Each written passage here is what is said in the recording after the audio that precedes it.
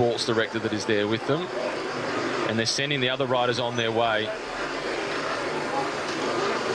The expression on the face of Jakob Fuglsang tells the story. 2 are over. That is Ray. So really unfortunate for the Dane, who was sitting 9th overall at 5 minutes 27 down. Still very much in it for a top 6 place in this tour, but that's a sad sight. And you can see he resigned himself to that really very quickly. Helmet off, looked to the ground, a shake of the head to the teammates. He didn't start well on stage 1 with a crash. He was on the improve as the race continued, but now one small mistake. It's another reminder of how important it is to stay up the front, and it's a cliche, stay up the front and out of trouble. But sometimes that's exactly where it happens as well. Sometimes your number's just up. It could have been his mistake, could have been the mistake of the rider in front of him. We don't know. We may hear later on. Judging by the look of his skin suit, the amount of sort of dust that was on it, it would have been a pretty slippery sort of a corner because of the lack of rain in the region. These roads are quite slippery, and I know that from racing on them in the past. I know that from riding on them today, going through the final part of the race. But every roundabout on the way into Nîmes, even going slow, you almost hold your breath a little bit and back it off. It's slick. It's dusty. There's a fine layer of dust, and the diesel residue from the cars and trucks. That's just one of those moments. Really unfortunate for Jakob Fuglsang, who now has officially abandoned the race. Alexis Gujard, Jakob Fuglsang out of the Tour de France.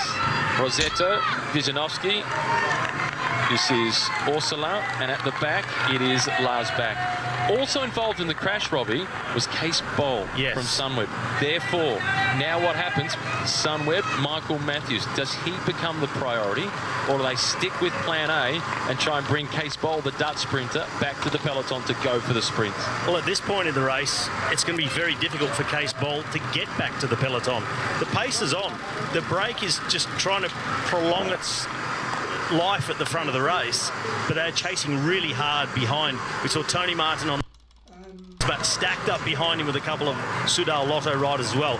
They are riding really fast. This is going to be a very, very difficult chase for Case Boll. He spent quite a lot of time sitting down on the ground, then getting another bike. So he's lost probably at least a minute and a half, up to nearly 2 minutes before he gets going. Even if he does get back, he may no longer have the legs to take part in the sprint. George Bennett with a musette full of water bottles, delivering them to the teammates. Some ice is also there. That's ice that he's now handing over, of the cold water variety, in a stocking. And this is reminiscent of stage 10 when he went back to collect the water bottles, but on that occasion there was a split. Today, no split. I would expect now that it's Michael Matthews who gets his chance to do the sprint. It's back out to 11 seconds. We've seen a number of teams send a solo rider up to the front, but no team commit a train just yet. It's still too far to go. So whoever can't help in the sprint train, there's a crash again. Off to the right-hand side, Dimension Data. Christoph was and one. This is Kreuziger. Kreuziger is well placed overall for Dimension Data. Quick bike change. He's in 14th position in the general classification. He needs to get back to the rear of the peloton to maintain his high placing. I thought the UAE rider might have been Alexander Christoph, the last winner here in Nîmes. Yet to be confirmed. Let's hope it's not for him and his team. The man who is likely to do the best in the sprint finish. Under 5 kilometres to go. This is that little section I spoke about. Keep to the left through the roundabout. You get on the other side, you are lost. Rossetto it is who's at the front. Lars back in second position. Committed, they've been together. Wrong side of the roundabout, but that was deliberate to get out of the way. Yep, work done for that rider. That looks like one of the Soudal Lotto riders pulling out of the road. Looked like it might have been Jens Kerkelaer. This is the breakaway, railing it through that corner. That is that sharp left. 4.5 kilometres to go. Peloton about to swing out of it, and the gap still just opening a tiny bit. Good news for Alexander Christoph. It wasn't him. He is still in the peloton. I thought it was 1-2-4, Rui Costa, that was involved in that fall. Either way, confirmation, The last winner here, Alexander Kristoff, is in with a chance. The gap back down to 10 seconds now, but they're finding it very difficult to close these last few seconds on the break as they continue to work in unison. This is exactly what they need all the way in. They may as well be wearing the same jersey in the manner in which they're riding. It's impossible to split the red number for the most combative prize today. Anyone who chooses to try and do a little bit less, to try and take a rest, call someone in for a turn in front, will ruin the rhythm of the group. They've got absolutely no hope. But at the moment, 11 seconds with 3.5 kilometres to go, and the chase a little bit disjointed behind.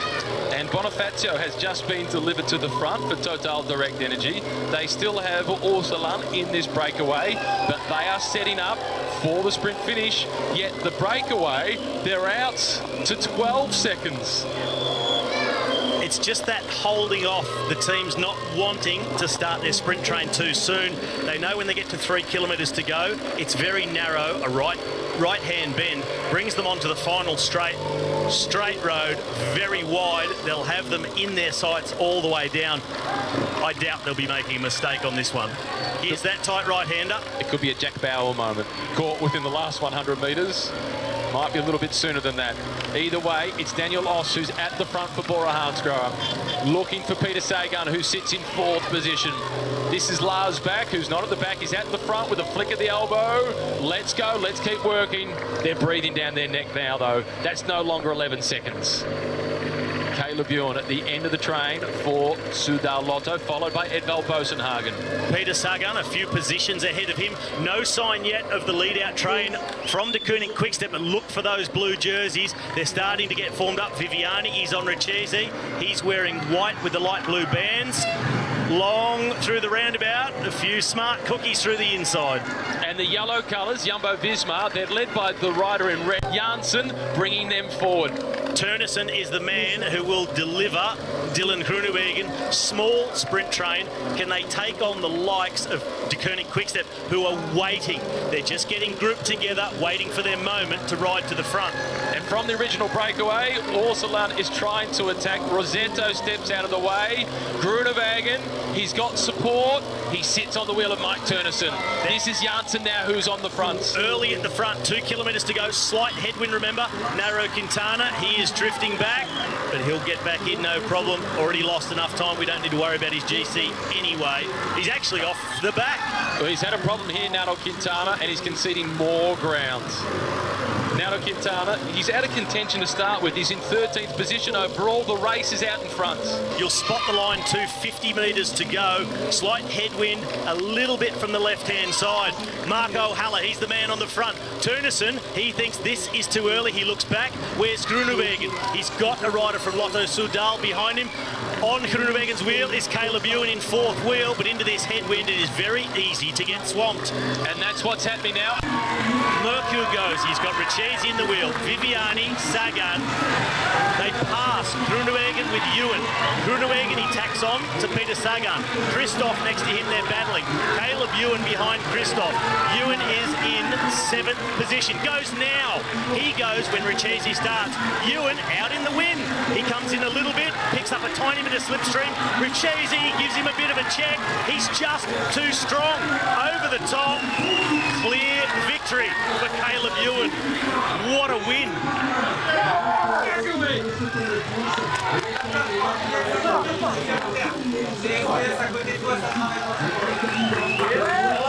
This is the team that made the commitment from the first metre of the race, and this is the man who came and rode the final kilometres before the stage started. He had to negotiate his way around Richesi, who washed off a little bit of speed, but not much, because Caleb was coming with momentum. Photo for 2nd and 3rd. Viviani, Groenewegen. We'd like to see the other angle. Certainly Sagan in 4th. Caleb Ewan has won this sprint on brute strength.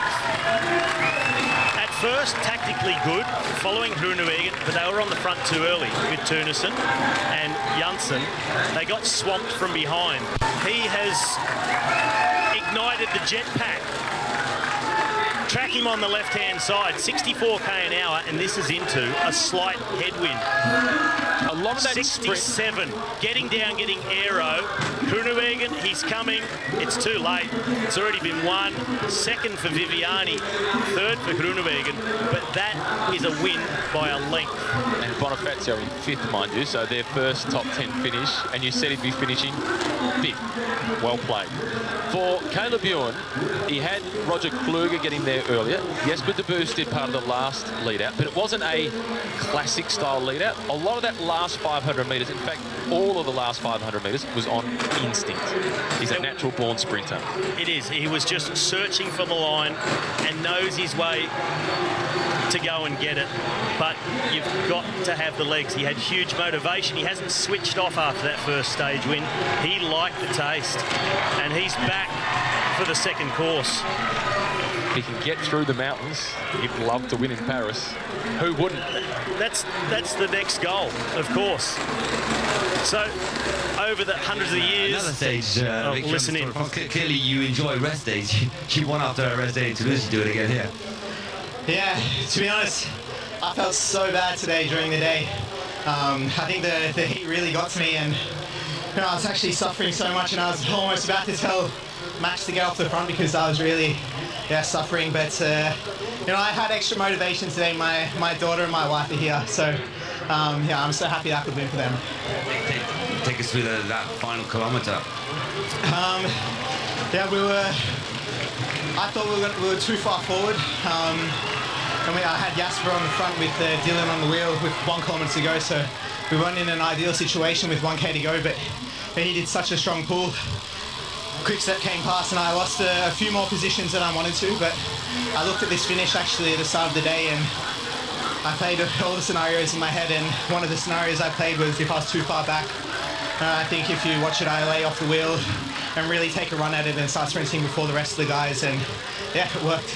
You just won 2 stages of the Tour de France, can you believe it? Not really. I said before, it was a dream to be here, and yeah, I mean, it was such a big dream to win 1 stage, and now I've won 2, so I can't believe it.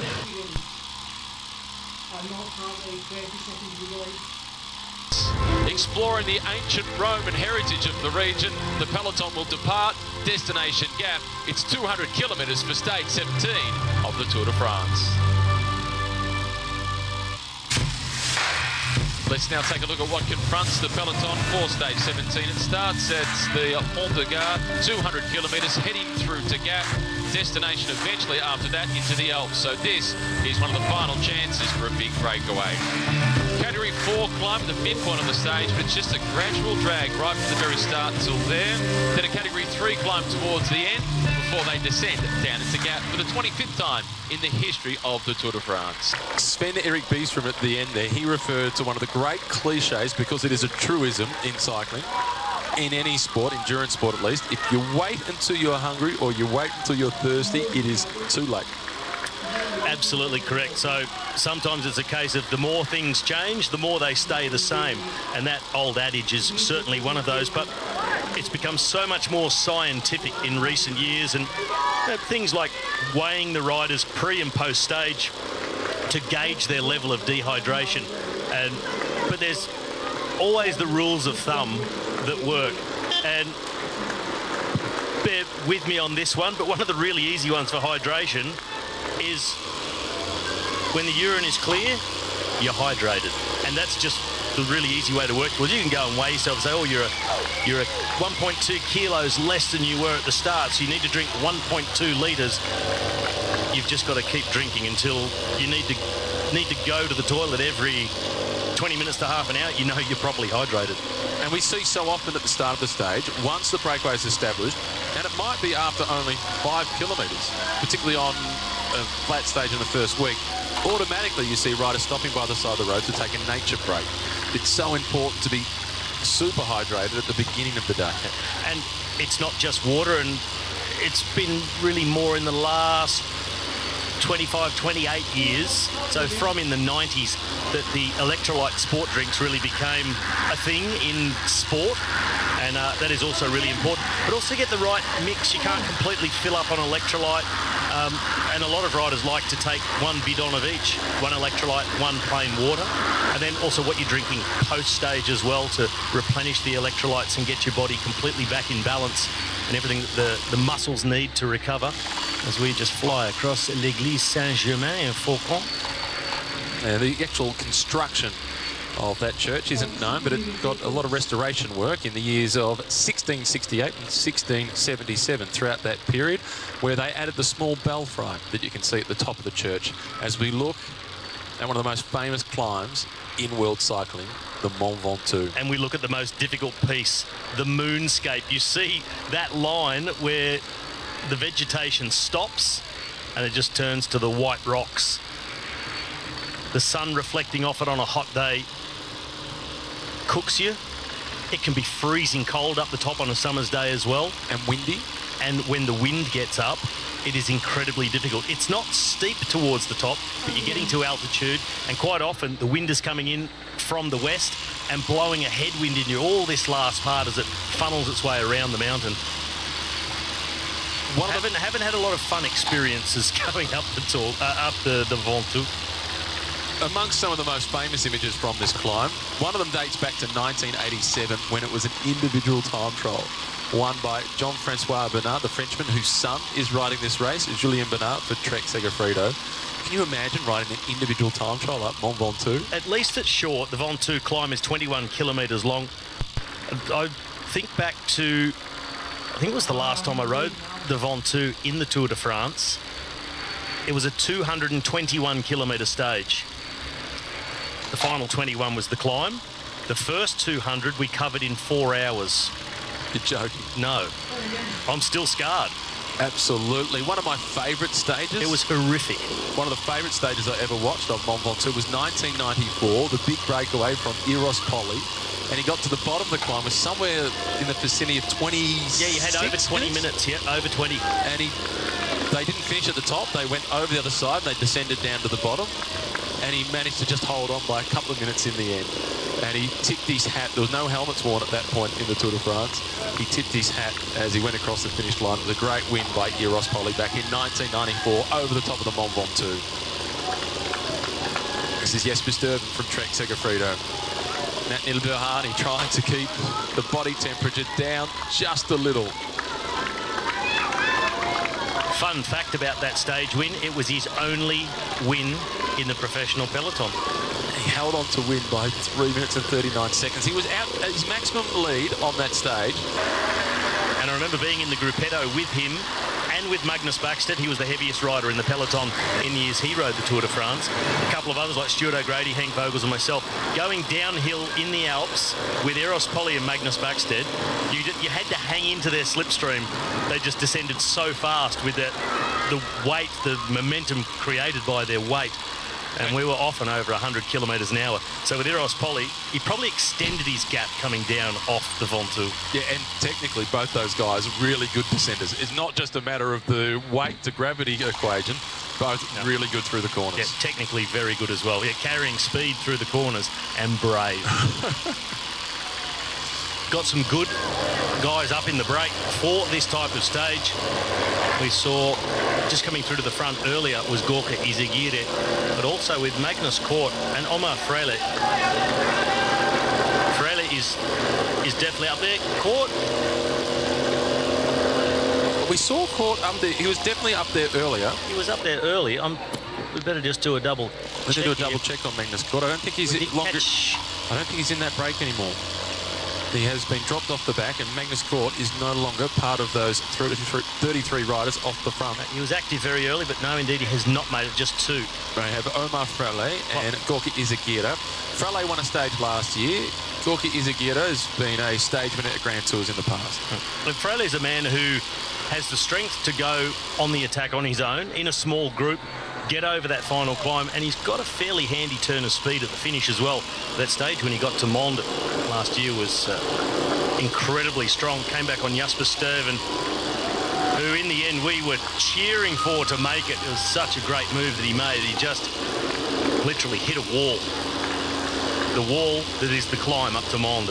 It is indeed. But for either of those riders from Astana to be able to win the stage, Omar Frale or Gorka Izagirre, they need to reduce the size of this group. So we are in for some action in the final 60 kilometres of this stage. I think it will start to kick off. You can see the red number in the breakaway today. That's Alexis Goujard from AG2R Le Mondial. He was in the breakaway yesterday. Daniel Oss with the flowing locks from the Bora Hansgrohe team. They also have Lucas Postelberger in the break. Number 22, sitting at the rear of the breakaway group, that is Casper Asgreen, who's been doing a lot of the pacemaking throughout this race, mainly in support of Julian Alaphilippe, on occasion in support of their sprinter, Alia Viviani. As he did yesterday, it was Casper Asgreen's final couple of turns of pace up that last climb yesterday that brought an end to yesterday's breakaway group of 5. Yesterday for the Sunweb team, they made the decision very early on, Robbie, that they were not going to sprint as Michael Matthews being their protected rider. The sprint was going to be to set up the stage for Kees Bol. He ended up being involved in the crash that also caught out Jakob Fuglsang, so Matthews got to do his own sprint. But this morning, he's a non-starter. The Sunweb team, they made the decision. He's in his first season in the pro ranks.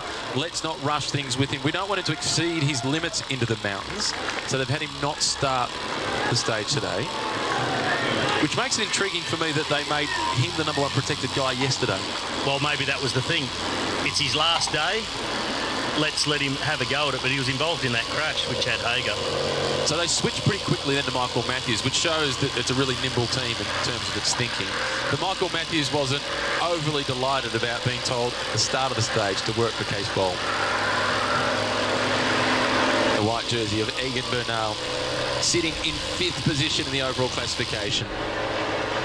Be looking forward to the high mountains that are still to come over the next 3 days. Yeah. All these climbers and GC riders, you see them lined up by team Ineos, Movistar, Trek Segafredo and Richie Porte, and the Koenig quick step further back there with Julian Alaphilippe.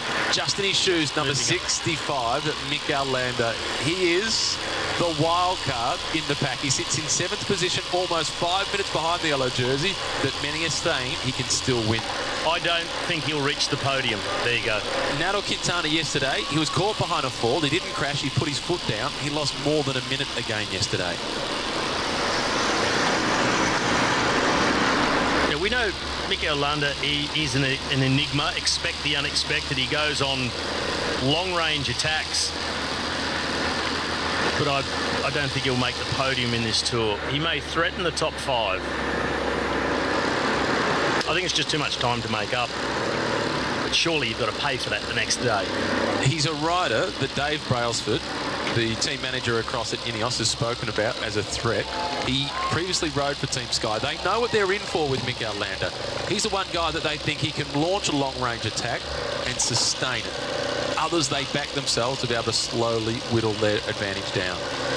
So look at the peloton being led by De Koenig Quickstep, the advantage at 8 minutes and 29 seconds. 113 kilometres to go at the front of the peloton.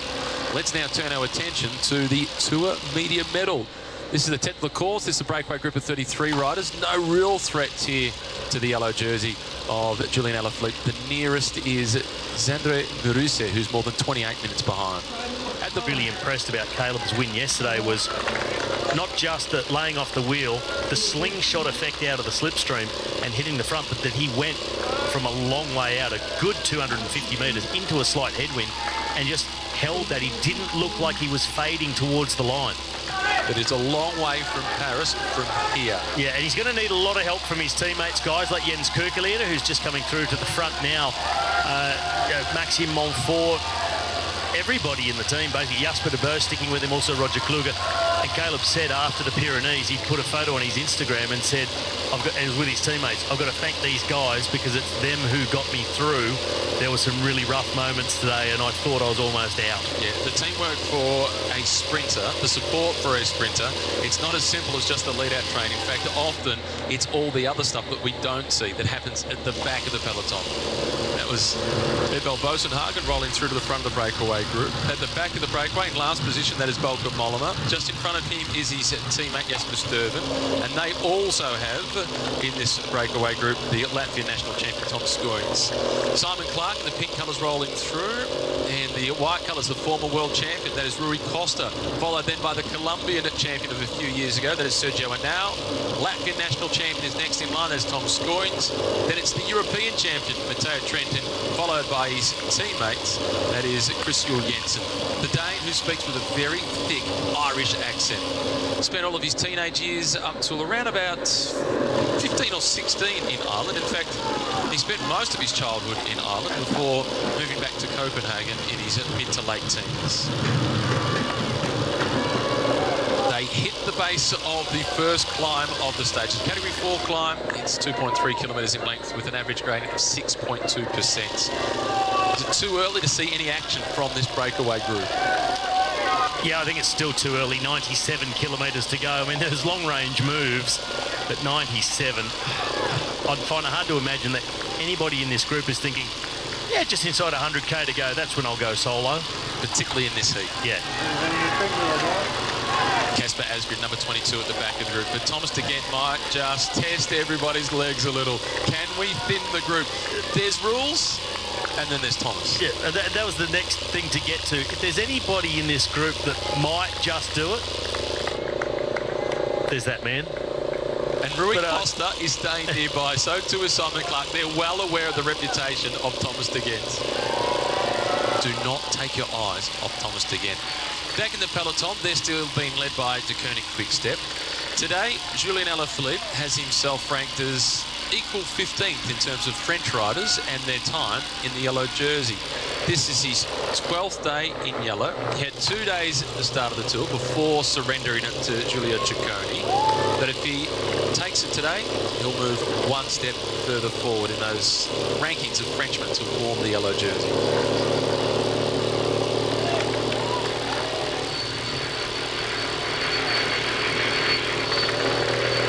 The one in Paris that the French really want. It's been 34 years since they've had it. De Gent, followed by Mickey Shah. Good to see the Kiwi in the pink colours, Tom Scully in the breakaway today. Yep. He's organising another ride with his good friend Tim Wellens, who currently wears the King of the Mountains jersey. That's in Spain this year. It's a 750-kilometre loop that they're doing. Lots of gravel roads. It's Thomas who designs the course. He designs the kit they wear, and he makes all the decisions on the bike. Tim does what he's told. Good partnership. It's kind of like ours. Who's who? I just do what I'm told. Have you ever done what you're told? I'm going to ring your mum. What was Robbie like when he was 12? Did he do what he was told? I know your brother well enough to give me the inside information. I reckon Roscoe will tell me a totally different story. Yeah, we're a bit different. I don't do what I'm told, but I don't do all the planning. You do all the planning, well, of certain things. Yeah, you do the executing of the restaurants brilliantly. You are the master of picking the restaurant and the wine list. I just hand it over to Robbie. He's got it covered, and we go with the local cuisine and the beverages of the region.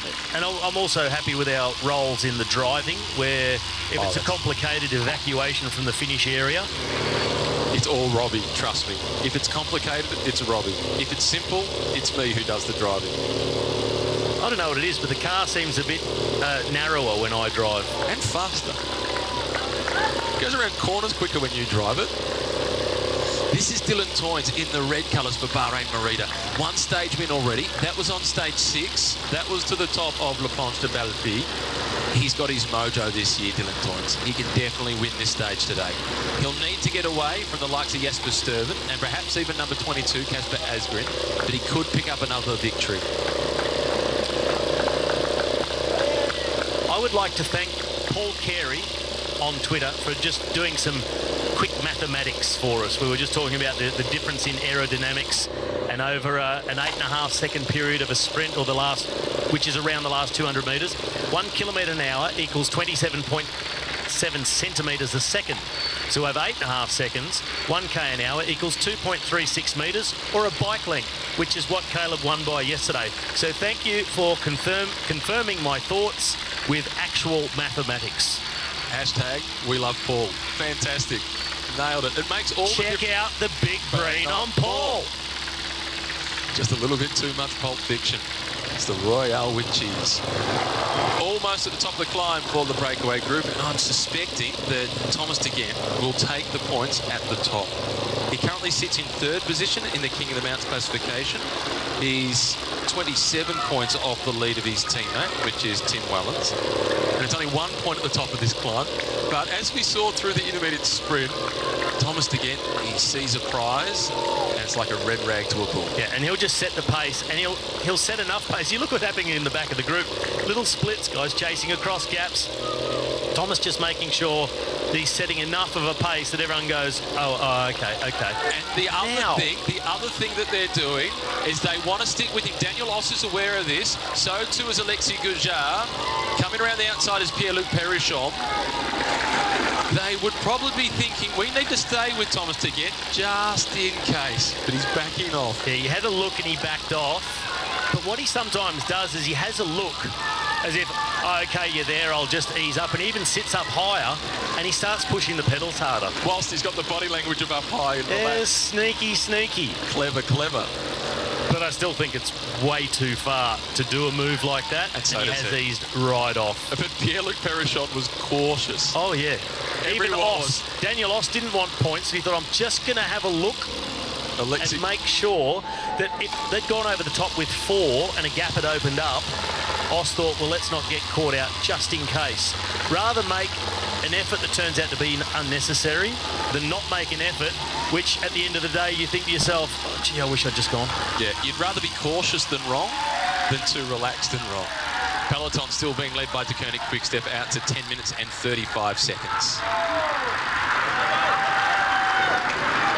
And it is absolutely pouring down on the head of the race.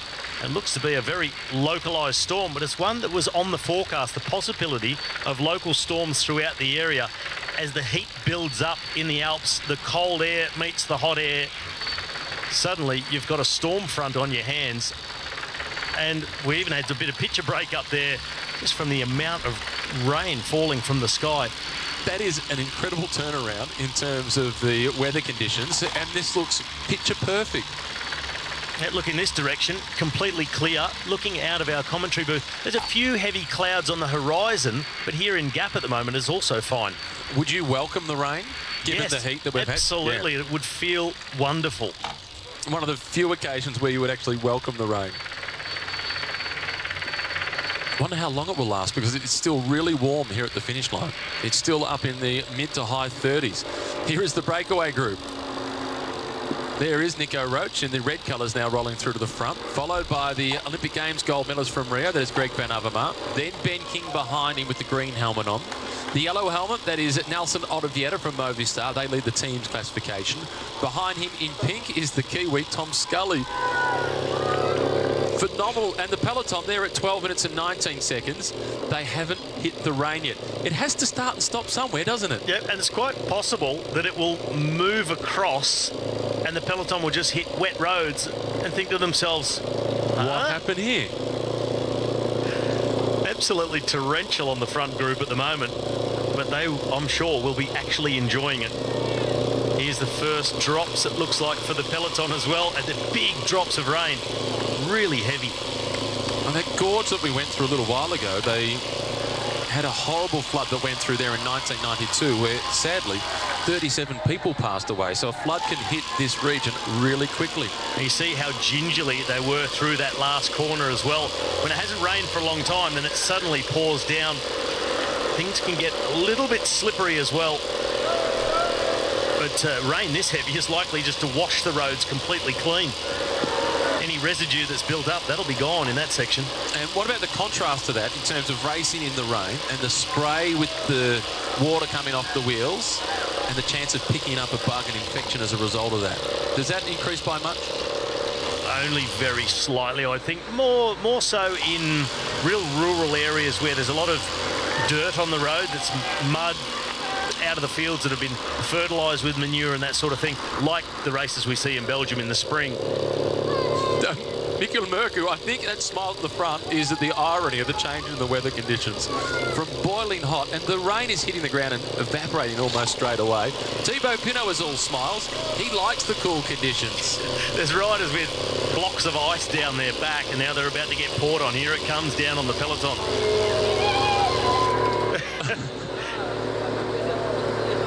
And Julien Alaphilippe, I think he's saying, oh, well, at least we're going to cool off. That's William Bonnet, who he's speaking to from Group Armour FDJ. Look at all the Viviani's smiles. enjoying it. Yep. Quite often in a race, when it starts to rain, you see the looks on the faces. They go long. They get very long. And now, so many guys just started to smile, think, well, this is going to be really nice. Kind of like having a swim. We haven't seen a whole lot of the lavender fields throughout today's stage, which, as we head through the region of Provence, I was expecting to see more of it. I think we're just a little bit too far north. More north. Down around Aix-en-Provence, you see a lot more of those lavender fields, as we see another one of those beautiful shots, as we have throughout the tour, of these magnificent birds soaring high. Not too spooked by our television helicopters. Not spooked by the rain either, because they haven't been hit by it yet. We've got additional votes to be awarded today. Alex Dowsett, Mr. Consistent. He's hunting down George Bennett.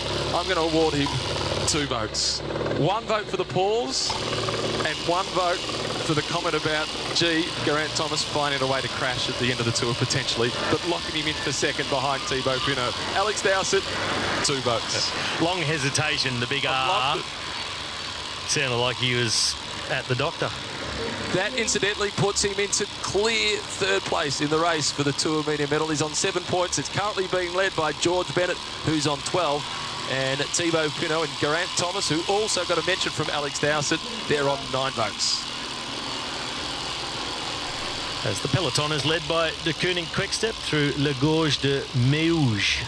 What did you think of his forecast that Thibaut Pinot will win ahead of Geraint Thomas and Julien Alaphilippe? I think the first 2, reasonable enough. Yeah, why not? But if Alaphilippe cracks, I think it's going to be much bigger than that, and I think he may drop to the bottom end of the top 5 or 6.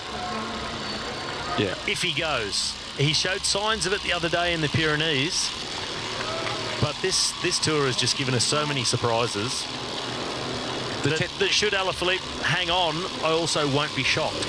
The tennis ball theory, if you drop the tennis ball, it bounces back and that bounce gets less and less.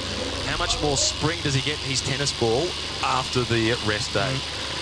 We don't know. We won't know until tomorrow. It's not an exact science. Now, he had to be dropped up there by helicopter.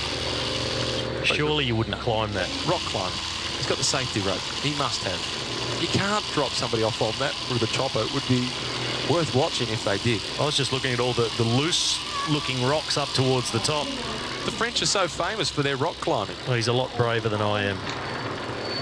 He's a hell of a lot braver than I am, I can assure you. Peloton still being guided by De Kooning Quickstep, the team of Julien Alaphilippe. It is magnificent. We talk a lot about all the man-made structures, but this is Mother Nature at her very best. I like that he's got the polka dot jersey on. See, he's climbed up. You can see the safety harness. Oh, my goodness. You know that feeling you get in the bottom of your feet when you're watching someone else stand at a really great height in a precarious place? Maybe you don't know, but that's what I've got now. I've just taken a look at the King of the Mountains classifications. Tim Wellens leading on 40 points. Thibaut Pinot in second on 50 points. And that guy moves into third he should on just 45. move up. Absolutely. That's categorised on its own, that climb. This is Chris Juul Jensen for Mitchelton Scott at the front in the black and yellow. His former teammate Jens Kerkelaer now rolls through to the front. You can see the expression in their faces starting to change and looking a lot more serious. The tension on the face there of Tom Scully. Simon Clark now comes through in the pink. Mickey Shah in the orange colours has been doing more work at the front than his teammate, Greg Van Avermaet. To the 14 minutes, under 50 kilometres to go, there's no real reason to be swapping off in earnest anymore. And I've seen little signs. I spotted a couple of riders just tighten a shoe here and there. Riders start to spend a little bit more time at the back, a lot more talk on the radio. This gorge that we now journey down through, it's classified as a natural zone of ecological fauna and flora interest, so it is protected by the government decree. Peloton in single file, they're really just trying to get through to the finish line. It's protected, but you're still allowed to climb all over it, by the looks of things. And race your bike through the middle of it. Yves Lampard on the front. They have had an enormous tour. Their big focus really was the first week to try and win a stage with Julian Alaphilippe, the sprint finishes with Elia Viviani, and then see what they could do overall with Enric Mas. This is the breakaway group. This is Niels Pollitt. He's all smiles. He's enjoying himself. Let everyone know what's happened right from the start if they're just tuning in. And I was looking at my race book, small downhill, and I was just about to say this is the time when the opportunities are starting to come up, places on the route to attack. Small uphills, little sections where it's possible to start the action. And just as we were going to go to that package, we noticed the first little split occurring in that front group, the breakaway of 33 riders. It's starting.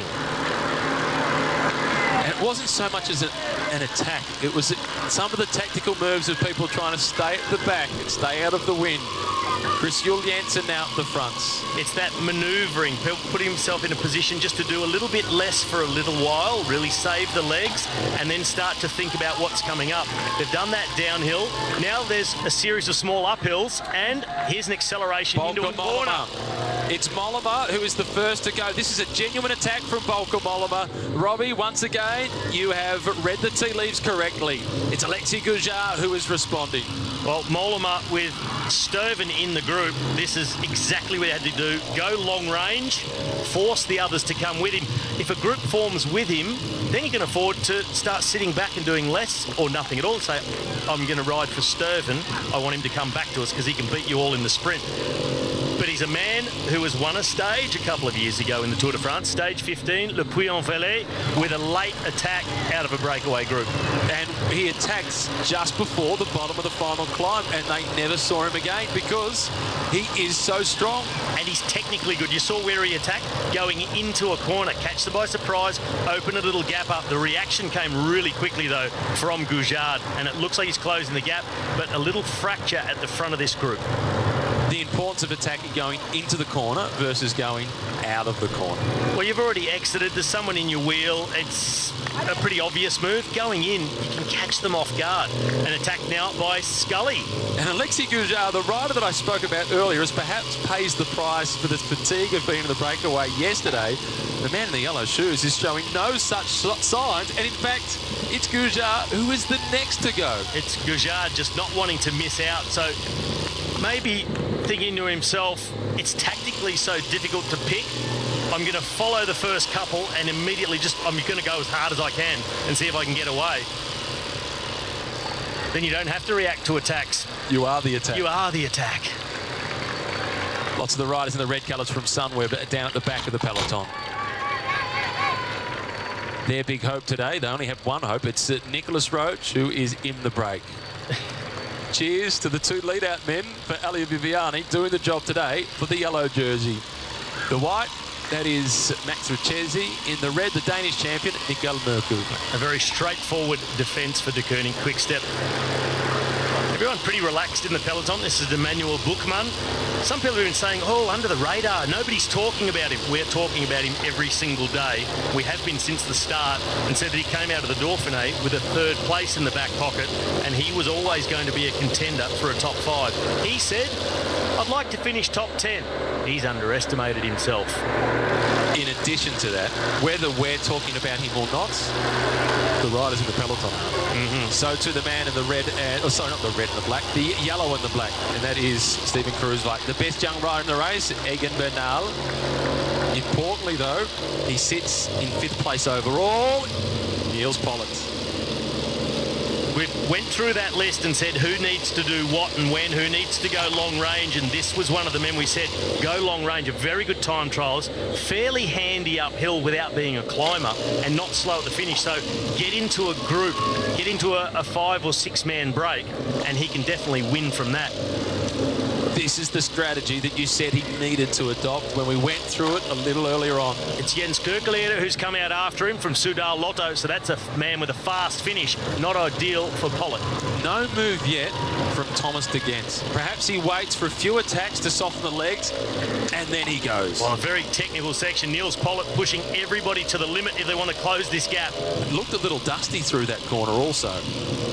Everybody on the chase, and Kirkeleder, he is getting across the gap. It's Jules Jensen in the background with Goujard, Tom Scully. So the men who were on the attack just previously, that narrow winding road has just kept them at the front. Everybody strung out. And 2 of the 4 riders from Cofidis are at the very back of the group. Not a good sign. That is Pierre-Luc Perrichon, who is at the rear, and this group is really strung out. This is some serious pressure at the front. Kirkeleder has made it across, and he's created a little bit of a gap to Tom Scully in the pink colours. And that next group still has a gap over the rest, all looking over the shoulder. Edwald Bossenhagen is in that group, the man in the bright green helmet. Looking back look like Jasper Sturven on the front of the rest of the group. We see this vehicle with the Australian flags and the boxing kangaroo every stage of the Tour de France. Tim Wellens at the back, number 168. He will have enjoyed the rain showers. He despises the heats. He has to get into the breakaway tomorrow if he's any chance to win that polka dot jersey. Well, not much is going to change back here either, but up the front, the change is happening. The attacks have started to rain down from the front group. Niels Pollitt and Jens Kirkeleder keen to see what their gap is over the rest, or if they've already shut them down. This is from the breakaway group, number 123. That is Sven-Erik Byström. And when he won the under-23 World Road Race title, Caleb Ewan was second. And he's spoken about watching Caleb take that next step up, and he's really enjoyed seeing Caleb have that success. Simon Clark now in pink. So back in our front group, Simon Clark has a little go. Trenton was the man in his wheel. Everything come back together after that attack by Niels Pollitt. There's now 3 of the 4 riders from Cofidis in the back 6 riders of this group. This is Burhani at the rear. Just in front of him is Omar Frale from Astana. Some of the riders in this group, they'll just gamble on having the tactic right, think, I won't get involved, I won't attack or chase yet, I'll sit further back, rely on everybody being really keen not to miss it. Just wait a little bit longer. It's playing your cards close to your chest, holding your nerve, and just hoping you've picked the right tactic. In terms of the general classification from that breakaway group, Zandro Marusi starting the stage in 19th position. With this advantage, he's now moving himself up to 13th place in the general classification. It's a pretty good day. Yep, but a day out here in the break may well cost him a whole heap of time tomorrow in the mountains and see him fall even further back than he was already. Well, the Alps are looming for the entire peloton of this Tour de France. But at the front, the thoughts are not on the Alps. It's on the stage win. This is Goujard. Behind him, Ben King. Jules Jensen, he sits up, so the gap opens. And Goujard wears the red number as the most combative from yesterday's stage, who was in the day-long breakaway. Theoretically, he should be the most tired guy in this breakaway group, but he's showing so much vigour to press on and try and win. Maybe that's the thinking behind his attacks. I'm tired from yesterday, I'm fatigued. I'll just throw out big attacks and see if I can get away. Maybe he's feeling I'm probably not sharp enough at the end to make a big attack, so try and slide away. But they're not sneaky attacks. Big horsepower. He's got Ben King with him, who's got plenty of his own horsepower. Now sprinting across, that is Tom Scoynes, the Latvian national champion, followed by Stake Langen from UAE. Van Avermaet starting to pay attention. And gritting the teeth too, the Belgian in the gold helmet. And the gap opening up. Look ahead, there are some 10 or 11 riders. And Jules Jensen has not managed to go with the riders going across, but Matteo Trentin is one of them, the teammate of Jules Jensen. And he makes contact at the back, more trying to go across. Scully is amongst them in the pink colours. Daniel Oss, he's the man just making contact. So Trentin getting organised straight away. Right to the front, says, come on, this is it. Let's split it. They've left behind around 20 riders. Asgreen is the man trying to come across. He has the legs to go across, the 22-year-old Casper Asgreen. Simon Clark just jumping out of the remnants of that breakaway, the big group behind you. Just see him coming over the crest in the pink jersey. There he is, Nico Roach. He follows his example. Now this group, they sit and they wait. They try to work out who will do the chasing. And it's Thomas de Gent who is on the front, because also in this group is Jens Kerkelaer. So the two riders from Soudal Lotto from the breakaway have missed the split. Yeah, both missed it, so that's not a good sign for this group, having Thomas de Gent trying to chase you down. But that is now a big gap. Simon Clark down in the aero tuck in the background. Then it's Nico Roach. And now it's Nelson Oliveira on the front of the rest of the group. Asgreen, he is on the verge of making contact, but they are really going. Good cooperation in this front group. This is the back of the breakaway. Number 136, that's Bolka Mollema, who started it all. Big tailwind down the valley as well. Simon Clark looking like he's starting to get stranded. Another big turn from Trentin. The key notable, Clark is sitting up. He's about to be caught by the chasers. The key notable for Matteo Trentin, he knows that Jasper Stuyven is not in that front group. And he's probably the only guy from this breakaway that could beat Matteo Trentin in a sprint finish. Yeah, they've got Scoynes there, who is actually just waving other riders through. So Scoynes, it looks like he's suffering. And having the firepower of Jasper Stuyven behind, you may think Scoynes will think to himself, I'm really feeling the pinch. I've got a fast guy from the team behind. I'm going to sit on, I'm not working. And Asgreen has made contact. There he is in blue from De Koenig Quickstep. The workhorse gets an opportunity. He is quite incredible. The amount of work that he's done on the front of the peloton in this Tour de France, and had a heavy crash on stage 3. He's bounced back from all of that to get in the break first thing today and now get across that gap. Incredible from the young Dane. He'd be a popular winner if he was to collect the stage victory. Chris Juul Jensen off to the left. He follows the wheel of Niels Pollitt. He's trying to discourage the chase from this group because his teammate Matteo Trentin is amongst the leaders. This is Nico Roach now at the back in the red colours of Sunweb. He sits just behind Sergio Henao. And for the Cofidis team, they've managed to get Pierre-Luc Perichon into this group, number 156. Van Avermaet, who you spoke about in orange, doesn't miss many, and he hasn't missed this one. He went and he was with the attack after Bolka Mollema really kicked things off, and then De Gent's missed the next one. That's how you've got to ride when you're in a break with any sort of numbers. You've got to back each other up. When one's made the effort and been in one, you've got to make sure you make the next one, or you're on the back foot and you're chasing. And that gap opening up now, 26 seconds between, vehicles passing by, official motorbikes, cameras. Not a good sign for the chasing group. 11 riders in this group. Number 22 is Casper Asgreen. Just in front of him, Tom Scoynes. Just in front of him is Gorka Izagirre. This is Niels Pollitt trying to go across. Pierre-Luc Perichon is in the group for Cofidis. Matteo Trentin for Mitchelton Scott. The CCC, they have Greg Van Avermaet. The American Ben King is there for Dimension Data. Daniel Oss is in the group for Bora Hansgrohe. Stake Langen is there for UAE. Alexis Gujard for AG Tour Le Mondial. Tom Scully, the Kiwi, for EF Education First. Pollitt on his own trying to go across. Well, all but two of the riders in there are doing what we said they needed to do to try and win, and go long range from somewhere just within 40 kilometres down to 25 kilometres to go, try and get in a suitable sort of group. But the man going off the front is one of the big dangers for this group, Matteo Trentin with his sprint, so is Van Avermaet, and Gujard has blown. Finally paying the price for yesterday. Said it earlier when we said he's so active, maybe because he's already feeling the pinch and thinking, I won't be good enough to go in the final part of the stage. I'll see if I can get away and get in a group and they let me slide. It's caught up with him.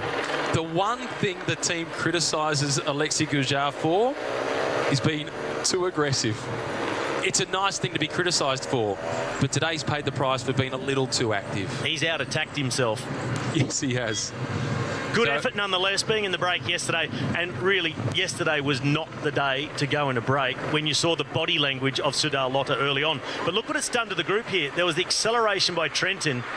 He was off the front, nobody followed, and now they're starting to look at each other. That teamwork element of the break has gone out of it. He's trying to drive the break, but he's disrupting the break, Matteo Trentin. And a lot of the riders in this group, they would fear Matteo Trentin, rightly so, in the sprint finish. He has beaten Peter Sagan in a sprint finish to win a stage in the past. And he's really being up front with his riding and pushing the pace and talking a lot, where Van Avermaet is trying the opposite tactic. Just, nobody sees me. I'm just floating along. I'm not even really here. A little bit difficult not to see Greg Van Avermaet. Don't mind me. I'll just do what the rest of you are doing and beat you at the end. But he's shown his experience here. He's recognised that the pace has dropped off. It's losing cohesion. He rolls through, and you saw the head turn back. He's talking to the others. Come on, let's roll. Os comes through, but back into a single file line. Os, Van Avermaet, Scully, Asgreen, Matteo Trentin, Ben King, Langen. Then it was Scoins at the back. Gorka Izagirre just taking a drink. Now, he is the sleeper in the group.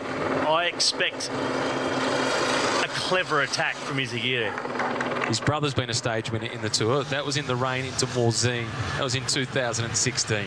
He'd like to join him as a stage winner in the Tour de France. Neutral service still providing the water, and there'll also be a Mavic neutral service motorbike, but not car, directly behind them. This is the peloton going through the motions. The Yates twins at the back. Number 108, Simon. He's been a dual stage winner in this year's race. 101, Adam Yates. He's trying to work out what has gone wrong. His season was meant to be Tour de France, then onto the Volta a España. It's been announced that he won't be riding in Spain. No Volta a España for Adam Yates this year. This is good decision too. Third from yesterday, Elia Viviani sitting just behind the white jersey. Mikkel Mørkøv still at the front, the Danish national champion. The yellow jersey, Julian Alaphilippe, should come out of today reasonably happy. It's been a stress-free day, as much as there can be one for the race leader. Yeah, he'll be very happy with how it's gone today. Completely stress-free, and even in the beginning, he was just sitting in the wheels, cruising along, even though it was 50 kilometres an hour. That is cruising. You get to this end of the Tour de France, although you're tired, you're fatigued, you just get used to riding at that speed as well. You just turn it over and float along in the slipstream. Asgreen pushing the pace at the front. He's done a lot of work throughout this year's Tour, a lot of work on the front, but today he's been saving energy at the back. Remember back in the Tour of Flanders in April, he did so much work throughout the race. For others? And then he finished on the podium. Second. Yeah. And it was a solo second-place finish. Bettiol was off the front on his own, and then Asgreen just slipped away from the next group, and they didn't catch him. He is strong. And he did a lot of work in the first 10 days of this Tour de France, and he was top 10 in the time trial. Eighth in the time trial. We declared him as the unsung hero the following day. 7 seconds, and they're starting to think about the climb that's going to come. It starts with around 13 kilometres to go. You wrote it this morning. What sort of opportunities does it present for this group? 14 kilometres to go, the start of the climb. It's 5.5 kilometres long, 5.2. So it tops out at around 8.5 kilometres to go. Out of this group, there'll be a couple not counting on their climbing skills. Maybe looking for another attacking opportunity before they get to the climb, get a head start. Although that's a danger in itself. Get a head start for the climb. It's risk-reward. You might not get a lot of a lead. Have put yourself right in the red zone. As soon as they come back to you, you go through the group and out the back. Simon Clark tried that a few days ago and then paid the price. 4 kilometres to the bottom of the climb.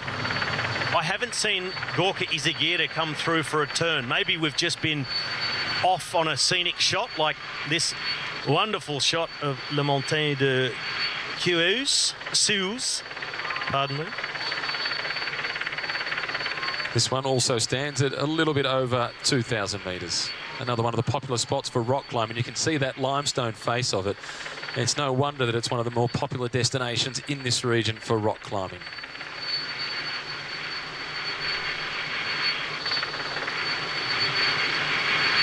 With the terrain that they have down here as we head towards the Alps, it's no surprise that it's very popular.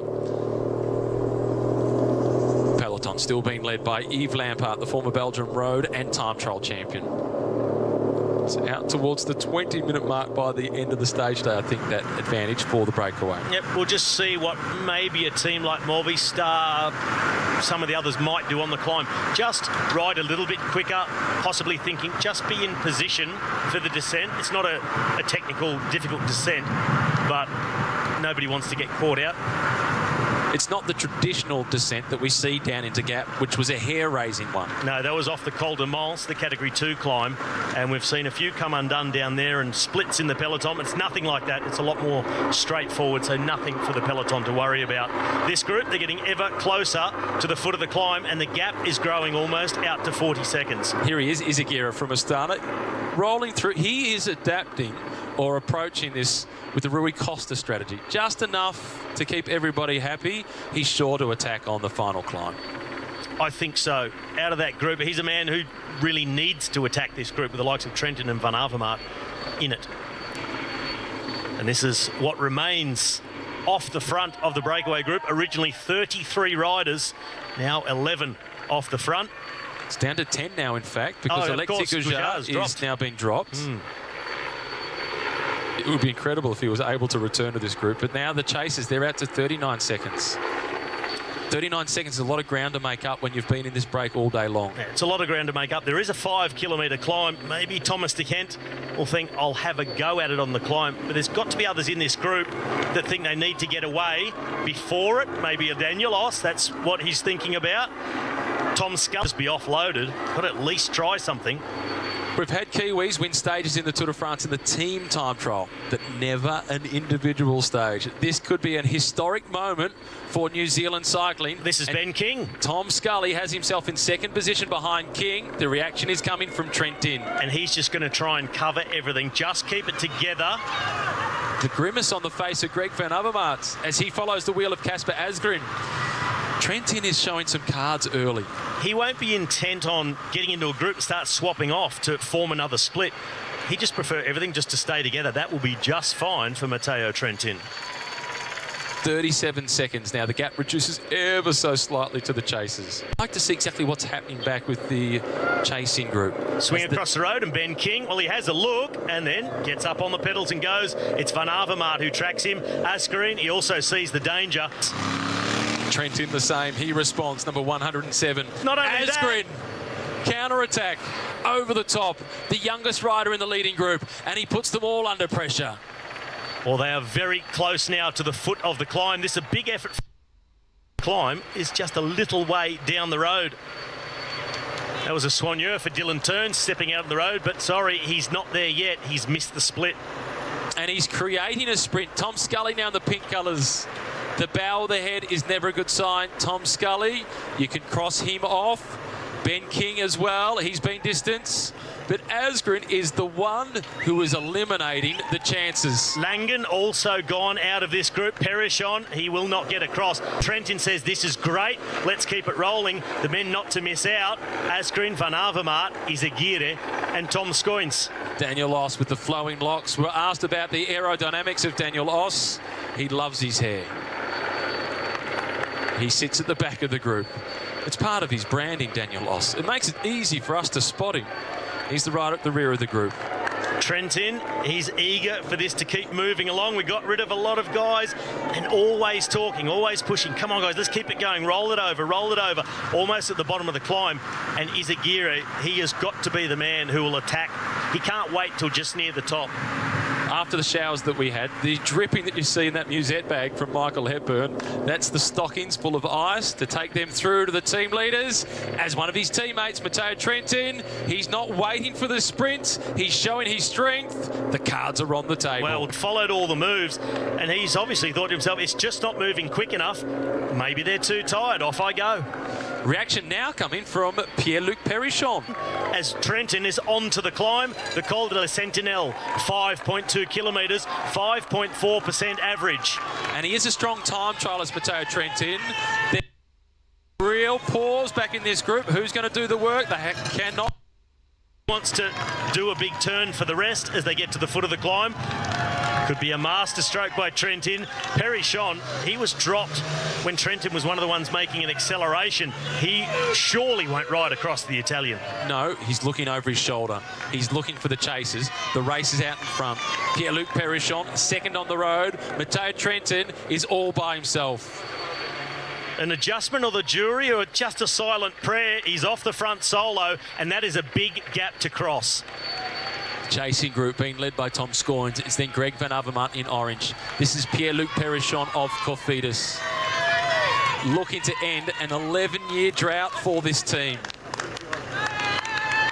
Is he making any progress? Not yet. This is Trentin. And he's the rider that I would have backed in the sprint finish from that group. Trentin, fastest man in the group, the one the others don't want to go to the finish with, want to offload him, attack him, use him up. He'll have none of it. He'll leave him behind first. Impressive. He was fourth at the World Championships in 2017, Matteo Trentin. He's won multiple stages here at the Tour, 4 at the Volta di Spagna and 1 at the Giro d'Italia. He's already opened up a 13-second advantage, make it 15 seconds on Pierre-Luc Perrichon. Well, he won stages here at the Tour successive years, 2013 and 2014. In 13, he beat Albacini in a photo finish. And then the next year, he won into Noci from an elite front group after a difficult hilly stage, coming in ahead of Peter Sagan. And at that point, he was riding with the Quick Step team. Omega Pharma Quick Step, it was then known, now known as the Koenig Quick Step. He's got the jersey fully open, 37 degrees still at the finish line in gap, 4.2 kilometres to the top of the climb. This is the pursuer, this is Perrichon. And this is good news for Trentin, that Perrichon is still in between. A man who was dropped when the race went a bit faster. And he's at 17 seconds, 26 seconds to the next chasing group. And Perrichon keeps looking over the shoulder. This could be it. Trentin has laid the winning move. Maybe a lot won't consider this going out on a limb. I'm calling it. Trentin will not be caught. He has looked so fresh. He's been all over every move. He's been a tent. He's been strong. He's covered attacks. Now he's made his own. He's been so eager in the moves as well to do the work, to get everybody moving. It's like he's on a big adrenaline rush. Surely they can't catch him. The gap has opened up even more. He's not showing any signs of slowing down, Matteo Trentin. He was interviewed before the start of the stage. No pressure on the team. You've already got 3 stage victories. Yeah, but I haven't yet. Prophetic words by the Italian, the man who is the European road race champion.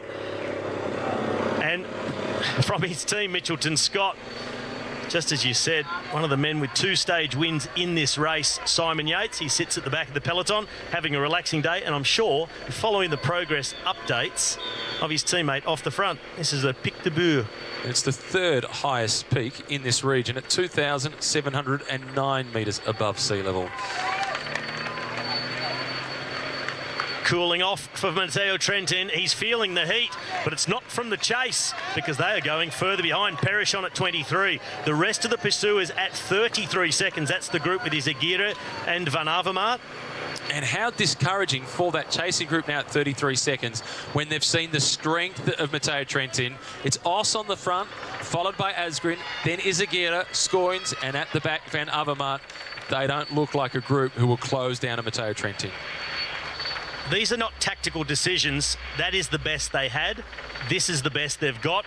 The strongest man is going to win this bike race. Plain and simple. Matteo Trentin off the fronts. He's got it all in front of him with just on 11.5 kilometres remaining. It's 23 seconds now for Perrichon. Pierre-Luc Perrichon is putting up a good fight. Yep, dangling 13 seconds in front of the group that he caught right before the foot of the climb. He went up and over as they took a pause, and he's still holding them off. He's 15 seconds ahead of that group with Van Avermaet. And he looked cooked at that point, but he's really bounced back well. At the moment, he's hanging on to this time gap. He's not losing any more at the moment. That time gap actually having him come in by 1 second on Matteo Trentin, but he still can't see him. 22 seconds is a big gap. This is his 4th appearance at the Tour de France for Pierre-Luc Perichon. He's never won a stage in the Tour, nor a World Tour level race, but he has won a good race if you like your cheese. He has been a winner of Paris Camembert. Where you win your weight in? Camembert. He won that back in 2012. This is Os, followed by Van Avermaet. They're trying to work. You're right in your assessment. It's not so much that it's tactical, just this is all that's left in the tank. It is stage 17. They've been racing throughout the Tour now for more than 2,500 kilometres. And the gap is growing. And Matteo Trentin, his virtual finish line is the top of this climb at 8.5 kilometres to go. It's pretty much all downhill into gap, just a couple of little pinches a few hundred metres long. But he knows if he can have 20 seconds at the top of this climb, they will not see him. This is the next group on the road. These are the remnants. This includes Edvald Bosenhagen. Also in this group is Ben King. Simon Clark is there in the pink colours. Dylan Toynes is at the rear of the group. Just in front of him is Volker Mollema. Third last from that group is Nico Roche. This is Langen at the front of this group, trying to drive them back on. Simon Clark, he's in 4th last of the group. Just in front Roche of him behind him. Is that Henao? Yep. Former Colombian national champion, Sergio Henao.